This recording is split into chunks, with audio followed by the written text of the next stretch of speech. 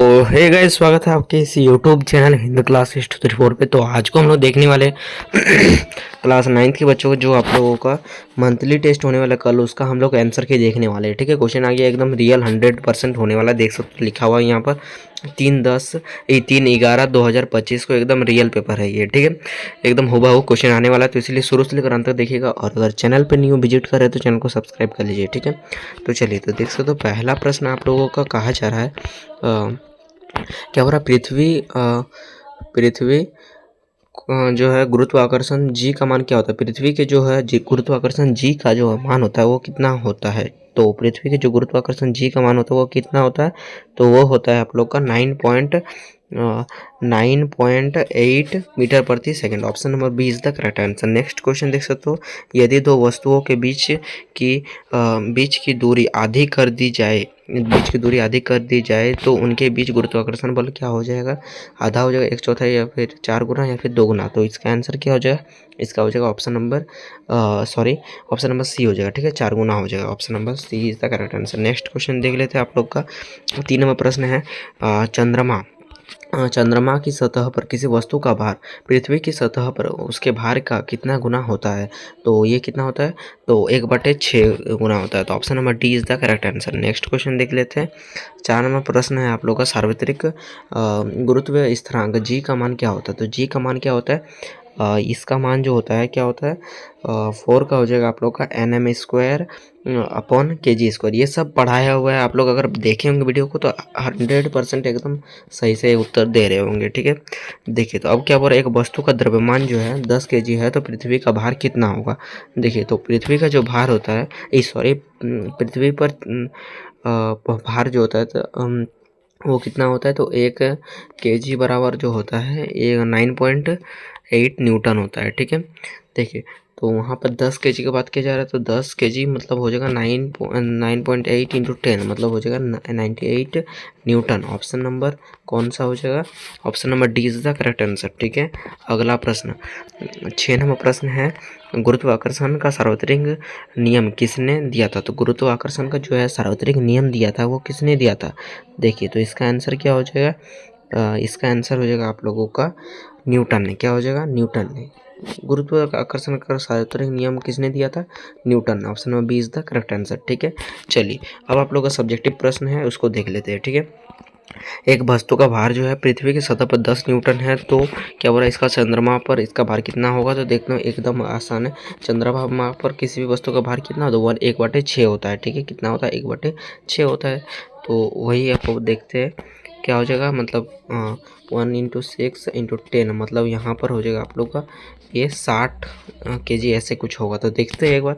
अब देख सकते हो उत्प्लावकता से आप क्या समझते हैं। 8 नंबर क्वेश्चन सबका आंसर देंगे, सिर्फ पहले क्वेश्चन देख लेते। उत्प्लावकता से आप क्या समझते हैं। 9 नंबर क्वेश्चन है आप लोग का, एक पतली तथा मजबूत डोरी से बने पट्टे की सहायता से स्कूल बैग को उठाने कठिन होता है। ठीक है, कठिन होता है, क्यों कठिन होता है जो है स्कूल बैग को उठाने में। तो देखिए जो ये मजबूत पट्टी होता है उसमें।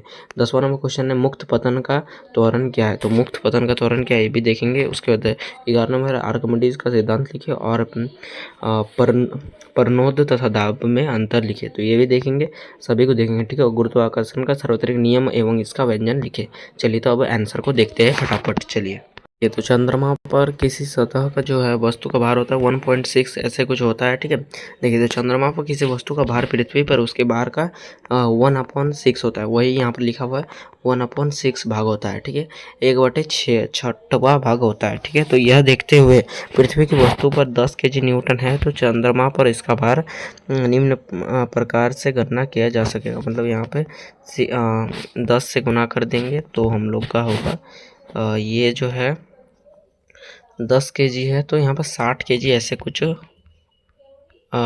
60 kg नहीं, सॉरी ये कटेगा इससे। ठीक है, तो 1 पॉइंट हो जाएगा आप लोग का 4 एंड 36 ऐसे कुछ होगा। ठीक है, आप लोग इसे देख लेंगे, 1/6 होता है।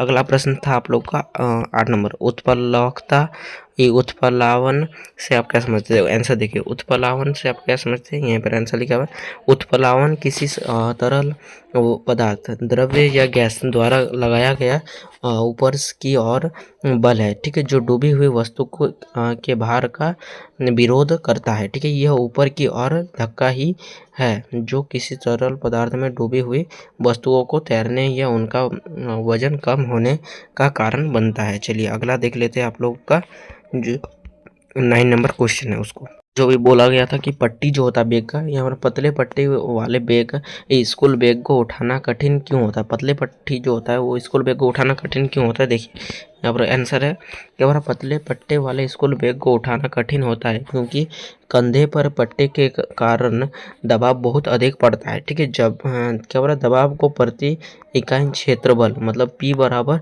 F/A के रूप में परिभाषित किया जाता है, ठीक है। पतले पट्टे का सतह क्षेत्र छोटा होता है, ठीक है, सतह क्षेत्र छोटा होता है, इसलिए समान बल के लिए कंधे पर दबाव काफ़ी अधिक होता है जिससे दर्द होता है और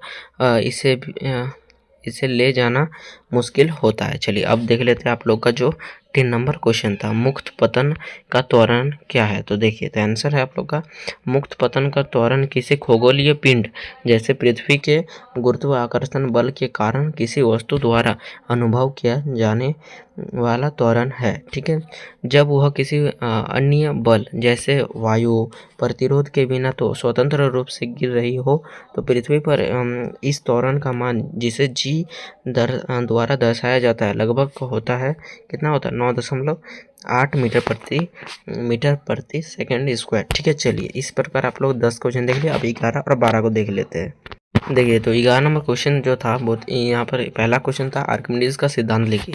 आंसर देखिए, इसका आंसर इस प्रकार है, आर्किमिडीज का सिद्धांत जब किसी वस्तु पर पूर्ण या आंशिक रूप से तरल में होता है केवल तरल में डाला जाता है तो उस पर ऊपर की ओर एक उत्प्लावन बल लगता है, तो लगता है कि वह वस्तु तरल के भार के बराबर होता है, ठीक है। चलिए इसको जो है इसी को आर्किमिडीज का सिद्धांत कहा जाता है।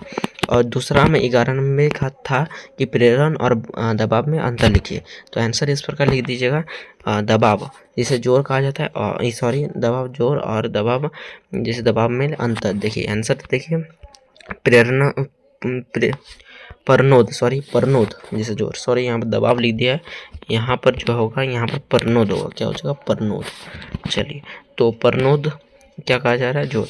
किसी सतह पर तलाश करने वाले बल को परनोद कहते हैं। इसका SI यूनिट क्या होता है? न्यूटन है, ठीक है। और दबाव जो होता है, दबाव प्रति इकाई अध्ययन पर लीज वाले दबाव को दबाव कहा जाता है, ठीक है। इसका जो है SI कॉटन पास्कल, इसका SI जो मात्रक होता है पास्कल होता है दबाव का, ठीक है। दबाव की गणना करने के लिए सूत्र होता है P = F/A। चलिए अब 12 नंबर क्वेश्चन को देख लेते हैं। 12 नंबर क्वेश्चन है आप लोगों का, क्या हो रहा? गुरुत्वाकर्षण का सार्वभौमिक नियम और उसकी अभिव्यक्ति लिखिए। देखिए तो आंसर इस प्रकार है, गुरुत्वाकर्षण का सार्वत्रिक नियम, इस नियम के अनुसार क्या हो रहा? ब्रह्मांड में प्रत्येक कण दूसरे कण को एक बल से खींचता है। ब्रह्मांड में जो प्रत्येक कण एक बल से खींचता है उनके द्रव्यमान के गुणनफल के समानुपाती और उसके बीच के क्या बोले दूरी के वर्ग के व्युत्क्रमानुपाती होता है। इसका अर्थ जो होता है F = G m1 m2 upon r2, ठीक है। चलिए तो जहाँ F जो है गुरुत्व बल है और m1 और m2 दो वस्तुओं के द्रव्यमान है, ठीक है। r उनके बीच की दूरी है और कैपिटल G जो है इसका गुरुत्व शक्ति है। तो चलिए आज के लिए इतना है, फिर मिलते हैं नेक्स्ट वीडियो में, तब तक के लिए बाय। जय हिंद जय भारत। और आप लोग का SST का भी डाल दिया गया है और हिंदी का भी कुछ ही देर में डाल दिया जाएगा। चलिए तो मिलते हैं, बाय।